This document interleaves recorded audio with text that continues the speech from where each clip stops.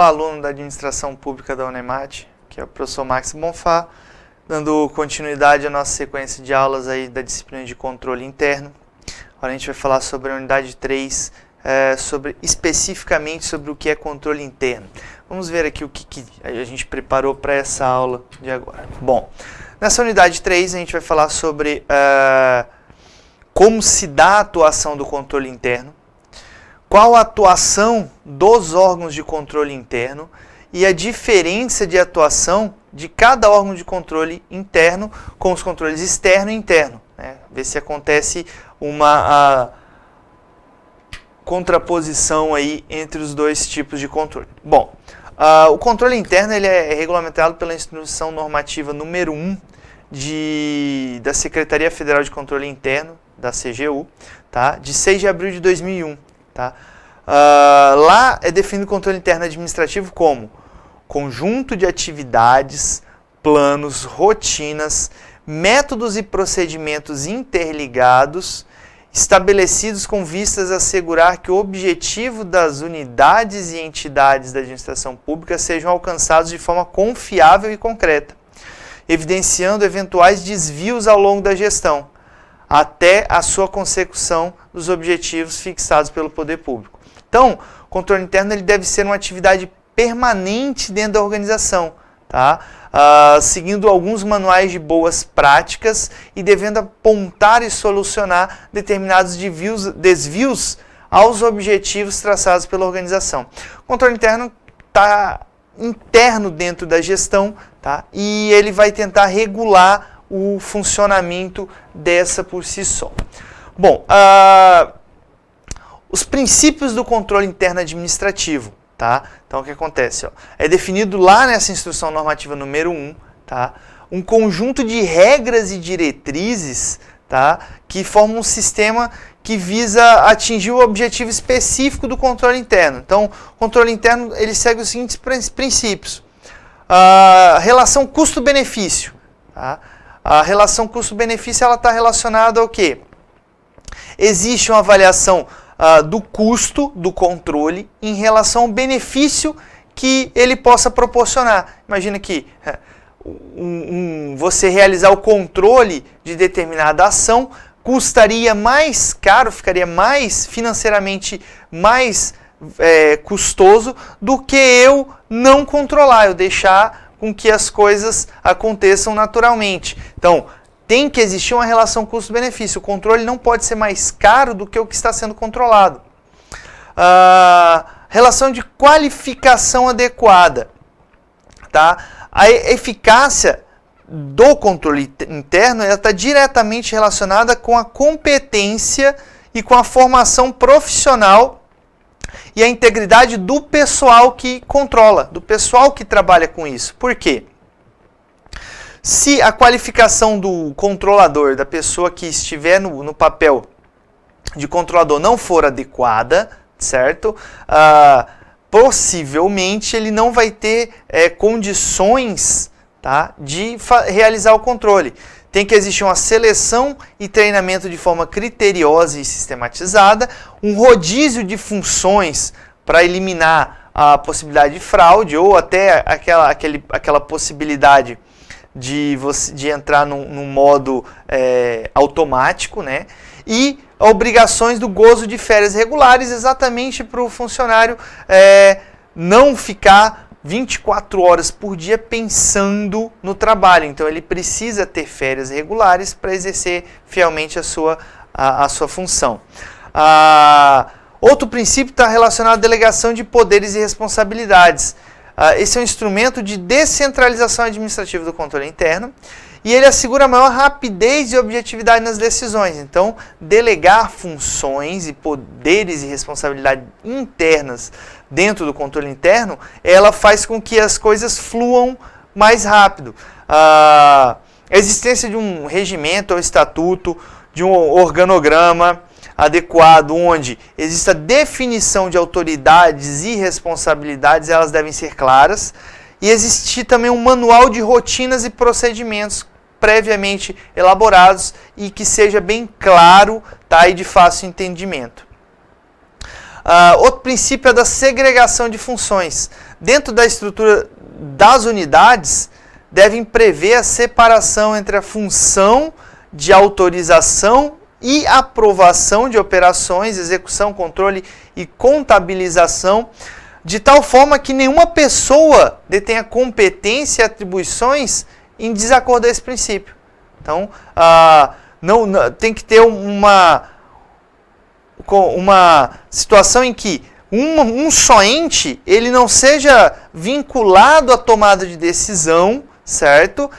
Porque ele emitiu determinado parecer. Então, uma coisa interessante é que o controle interno, ele não, o parecer ou a situação dele autorizar, ou é simplesmente para que não haja vícios no processo. Mas uma decisão dele não pode ser vinculante. Ou seja, a decisão do controle interno ela não pode ser considerada como uma decisão que o gestor público vai tomar em contratar ou em comprar um determinado produto.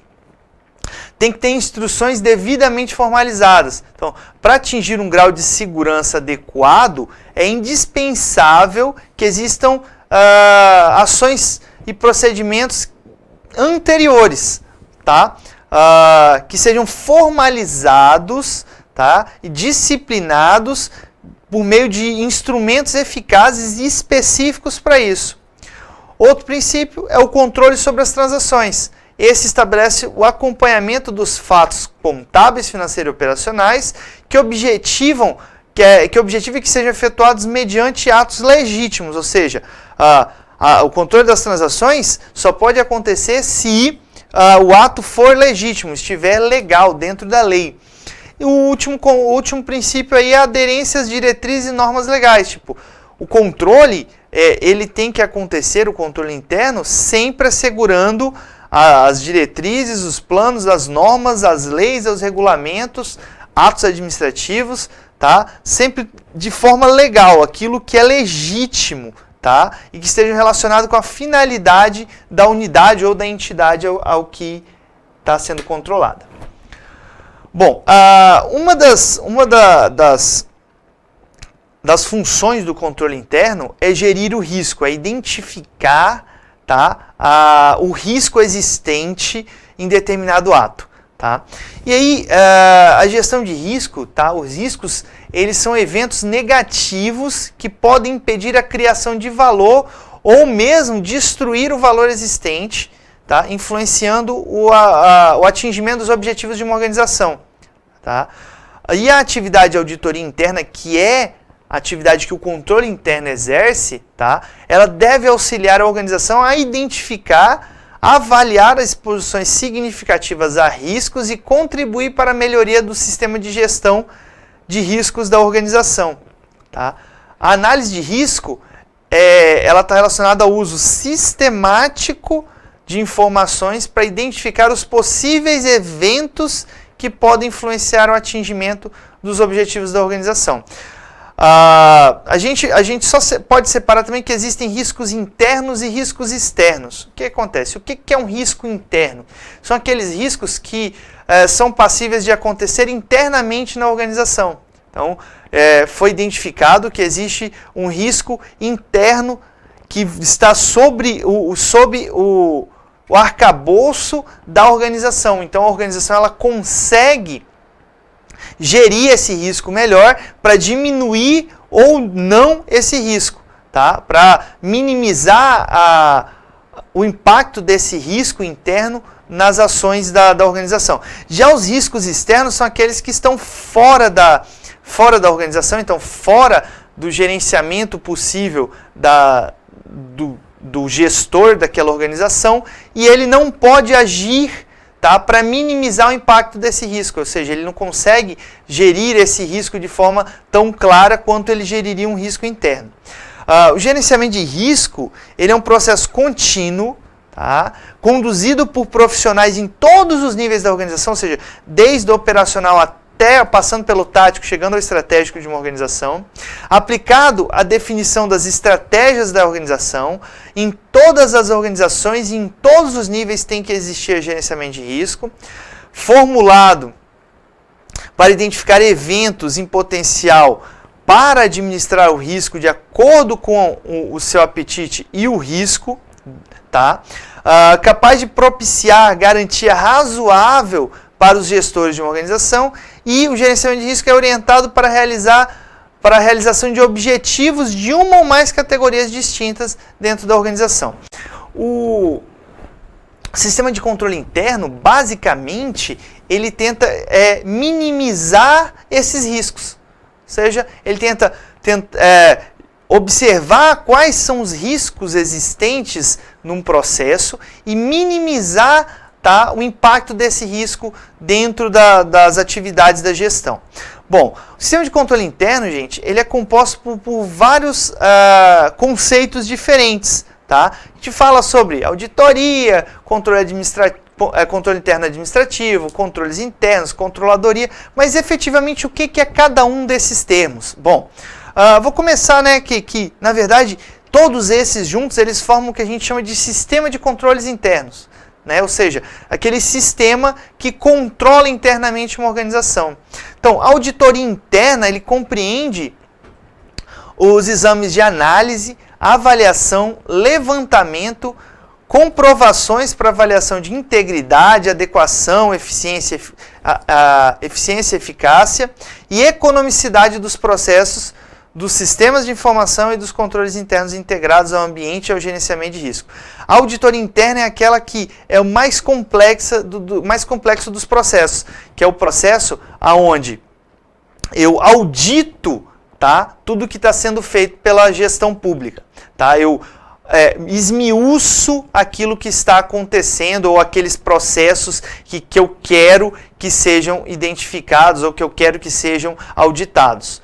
O controle interno administrativo já é aquelas atividades, tipo, identificados planos, rotinas, métodos, procedimentos, que são interligados, tá, e visam assegurar os objetivos da administração pública. Tá? E assegurar que eles sejam alcançados de forma confiável, concreta e evidenciem, tá, eventuais desvios ao longo da gestão. Então, o controle administrativo é aquele que acontece regularmente, observando-se os processos que estão em andamento, né, dentro da gestão.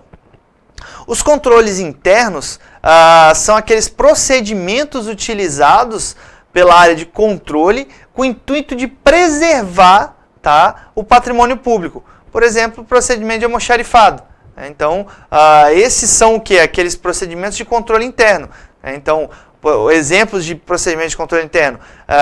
O controle do almoxarifado do ente, o controle que existe sobre a folha de pagamento, tá? O controle que existe sobre a arrecadação do órgão, todos esses são controles internos que existem e que acontecem regularmente e não especificamente por um órgão de controle interno, mas que existe, por exemplo, o departamento de patrimônio de um ente público.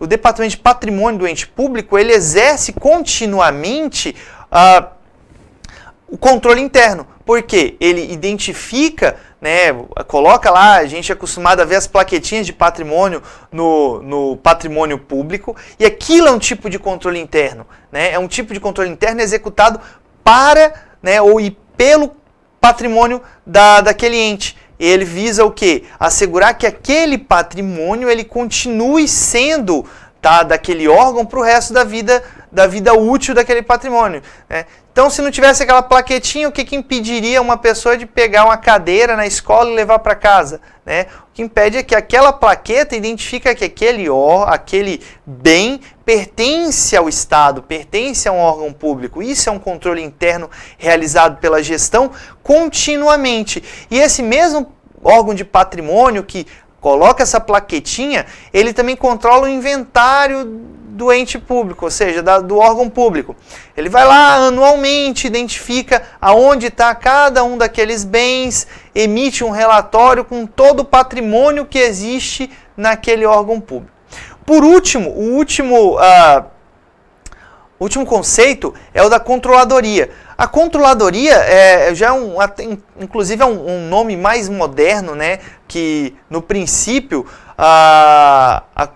a controladoria era conhecida mesmo como controle interno, né? Então, se a gente chegava nas prefeituras ou nos órgãos da administração indireta, e a gente via lá, controle interno, né? E esse controle interno, hoje é chamado de controladoria, que é o órgão que envolve todas as pessoas, que agrega, né, as pessoas que estão trabalhando, tá, no controle interno daquele órgão. Então, o órgão que engloba, né, todos os sistemas de controle da organização, ele é chamado de controladoria, né, um termo mais atual e mais moderno. Vamos seguir aqui no próximo slide para ver o que a gente tem, que é exatamente a exemplificação do que eu falei anteriormente, tá, do sistema de controle interno. Né? A gente vê que a controladoria ele está circundando todos os outros entes envolvidos no controle interno, ou seja, todos os outros conceitos, né? A auditoria interna, os controles internos, a transparência, que a gente vai falar um pouquinho mais para frente sobre o que é transparência, o controle interno administrativo, tá? A ouvidoria, que também faz parte aí do sistema de controle interno, né? E a correição, que é a forma de corrigir, tá, os problemas identificados dentro do sistema de controle interno. Então, a junção desses atos, né, da auditoria interna, dos controles internos, da transparência, ouvidoria, controle interno administrativo, isso é o sistema de controle interno, que é gerido pela controladoria. Compreenderam? Então, só conceituando aí, ó, o sistema de controle interno é o conjunto de ações que são desencadeadas pelas unidades de controle interno, que envolve auditoria, controle interno administrativo, correição, entre outras situações. É o órgão máximo do sistema de controle interno, tá? Que é a controladoria. Tá? Então, o órgão que controla um sistema de controle interno é chamado de controladoria. A Lei 10.180 de 2001, tá? Ela prevê um sistema de controle interno do Poder Executivo Federal. E ela visa a avaliação das ações governamentais e da gestão dos administradores públicos federais por intermédio da fiscalização contábil, financeira, orçamentária, operacional e patrimonial, e apoio ao controle externo no exercício da sua missão institucional. Tá? O que prega a lei? Bom, primeiro, avaliar o cumprimento das metas previstas no plano plurianual e execução do programa de governo do Orçamento da União. Então, identifica o que é feito lá no plano plurianual, tá? E vê se realmente está sendo executado aquele programa de governo. Comprovar a legalidade e avaliar os resultados quanto à eficácia e eficiência da gestão orçamentária, financeira, patrimonial nos órgãos e nas entidades da administração pública federal, bem como a aplicação de recursos públicos por entidades de direito privado. Então, identifica a legalidade e avalia o resultado, tá, de como é aplicada o recurso financeiro nos órgãos da administração pública direto e indireto. Exerce o controle das operações de crédito, aval e garantia, bem como dos direitos e haveres da União, e apoia o controle externo no exercício da sua missão institucional. Então, isso são o que está lá na legislação a respeito de controle interno, do sistema de controle interno. Tá? Os órgãos da administração pública, eles devem verificar o custo-benefício da composição do sistema de controle interno. Como eu falei anteriormente, não é interessante você ter um sistema de controle interno no ente público, desde que esse custo para se fazer o controle interno seja maior do que o custo do que está sendo controlado. Né? E aí depende do tamanho do órgão, ele deve ser mais ou menos abrangente de acordo com o seu tamanho. Tá? Essa função controle, ela deve ser localizada no nível máximo de direção do órgão. Então, um exemplo aí, ó, que eu dou é um órgão de controle, tá, em um município de médio porte, certo? Imagina que existe o prefeito, E existem as secretarias, né? Secretaria Municipal de Educação, Secretaria Municipal de Saúde, Secretaria Municipal de Administração, de Planejamento. E entre o prefeito e as secretarias, tá? Ligado diretamente ao prefeito, tem o órgão de controladoria. Tá? E esse órgão de controladoria, ele vai controlar o sistema de controle interno, certo? E aí, claro, depende do tamanho desse órgão. Vamos dizer que é um órgão, que é uma prefeitura de grande porte. Então, a controladoria dessa prefeitura, ela vai ser maior, vai ter mais funcionários. Esses funcionários já vão ser especializados em determinadas áreas, né? Não, é uma prefeitura de uma cidadezinha do interior, né, com 7 mil habitantes. Então, você vai querer que tenha a mesma estrutura, as mesmas especializações? Não, a gente vai ter uma controladoria também ligada ao prefeito, ou seja, ligada à gestão principal dessa prefeitura, mas como a prefeitura é pequena, os recursos são pequenos, então a controladoria também vai ser reduzida, tem que seguir essa norma. Não adianta o custo do controle ser maior do que o custo do que está sendo controlado. Então, continuo tendo na mesma ordem hierárquica uma controladoria subordinada diretamente, tá, ao prefeito. Por que isso é importante? Porque se eu colocar uma controladoria subordinada aos secretários, a controladoria ela vai perder poder de fiscalizar esses secretários. Então, eu faço controle dos atos, tá, da administração, dos atos dos secretários, dos atos das secretarias municipais, isso dando exemplo no caso de uma prefeitura, tá? E especificamente esse secretário vai ser o meu chefe, eu sou o controlador do município e o secretário é meu chefe, então eu vou ter que obedecer a quem? A ele. Como eu estou, na verdade, abaixo apenas do prefeito, eu consigo controlar com mais força, com mais poder, tá, aquelas pessoas que estão abaixo de mim, que eu vou estar pelo menos no mesmo patamar que eles, mas o ideal é que eu esteja entre o prefeito, entre o diretor, né, o que está no topo daquela organização, e os órgãos que estão no tático ou no operacional, que seja, que estejam abaixo desse prefeito. Vamos dar uma sequência aqui. Então, as áreas de atuação do sistema de controle interno. Tá? O sistema de controle interno ele pode trabalhar no controle da gestão de recursos humanos, orçamentário, financeiro, do suprimento de bens e serviços, do patrimônio e gestão operacional. Nos controles da gestão, está relacionado a elencar as recomendações e determinações, tá, que são imputadas à administração e verificar se as mesmas estão sendo atendidas pelos responsáveis.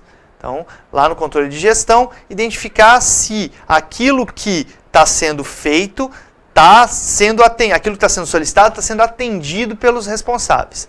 Gestão de recursos humanos, verifica o controle de frequência de pagamento, de contratação por tempo determinado, enfim, recolhimento de INSS, aquilo que o recurso humano necessita que seja controlado, tá? Para que tudo esteja dentro da lei. Gestão orçamentária, verifica a correta classificação das receitas e despesas, tá? Verifica também a execução de despesas e se as mesmas coadunam com a classificação os respectivos elementos de despesa. Na gestão financeira, identifica-se o montante, o que está em caixa, tá? Realiza a conciliação bancária, gerencia o pagamento a fornecedores e realiza a retenção e recolhimento de tributos e contribuições previdenciárias. Então, gerencia efetivamente o dinheiro que está sobre a responsabilidade daquele órgão, daquele ente público. A gestão de suprimentos de bens e serviços, ele verifica o correto procedimento licitatório, verifica as causas de dispensa, de inegibilidade, tá? Verificar a aquisição de bens em conformidade com o que foi contratado, regularidade de convênio, contratos, repasses.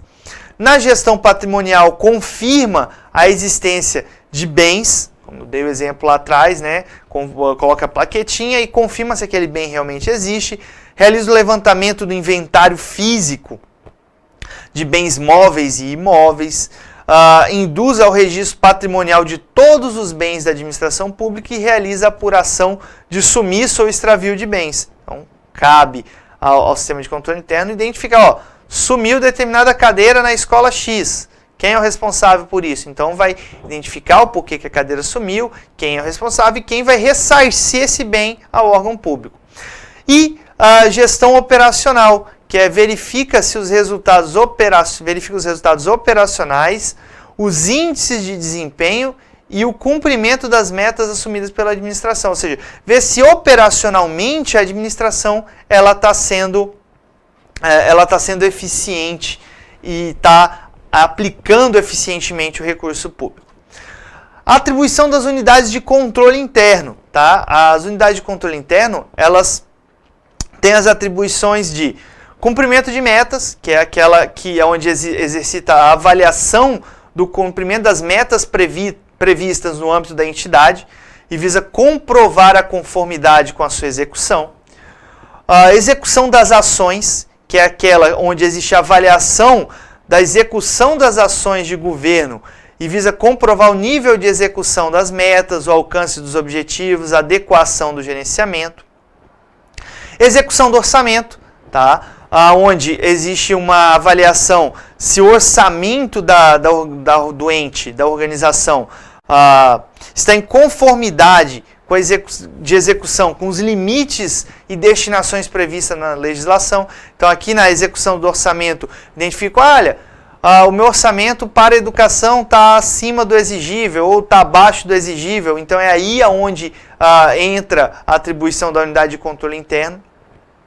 Gestão dos administradores públicos, tá? Avalia se a gestão que está sendo aplicado e visa comprovar a legalidade e a legitimidade dos atos e examinar os resultados quanto à economicidade, eficiência e eficácia da gestão orçamentária, financeira, patrimonial de pessoal e demais sistemas administrativos. Ou seja, verifica se tudo que o gestor está executando é aquilo que está em detrimento da lei, ou seja, que está dentro do razoável, dentro do que está exigido em lei. Operações de crédito, que é aquela de controle das operações avais, garantias de direitos dos respectivos entes federados, que visa aferir a sua consistência e adequação, e renúncia de receita. Tá? O controle interno verifica se o resultado das políticas de anistia, remissão, subsídio, de crédito presumido, de concessão de isenção, tá? Alterações de alíquota ou modificação de base de cálculos de receita implicam na redução discriminada de tributos ou contribuições, outros benefícios que correspondem ao tratamento diferenciado. Um exemplo aqui bem claro de renúncia de receita que foi mal gerido foi o exemplo do IPI, né? Quando o governo federal, há alguns anos atrás, ele, para incentivar a indústria automobilística, ele reduziu o IPI, reduziu a alíquota de IPI para os veículos nacionais. O que aconteceu? Houve uma falha de controle interno, houve uma falha na averiguação do impacto dessa redução, que implicou na redução de recursos para a educação nos municípios. Olha que interessante. O governo federal aplicou uma política para poder incentivar toda uma cadeia industrial, muito importante porventura, talvez uma das cadeias industriais mais importantes do Brasil, que é a de veículos. Estava em crescimento, estava em expansão, se incentivou o consumo de veículos através da redução de imposto, né, bacana, plausível, mas não se identificou o impacto que essa redução, que essa renúncia de receita ia trazer, que foi o quê? A redução de recursos para a educação municipal. Então, quem, na verdade, foi impactado por essa redução de IPI foram os entes menores, foram as unidades federativas menores, que foram os municípios, que deixaram de receber recursos da educação em detrimento de uma renúncia de receita que talvez o próprio controle interno da administração pública tenha sido omisso. Vamos dar sequência ali. Bom, esse era o último slide. Obrigado pela atenção. Até a próxima aula e vamos nessa.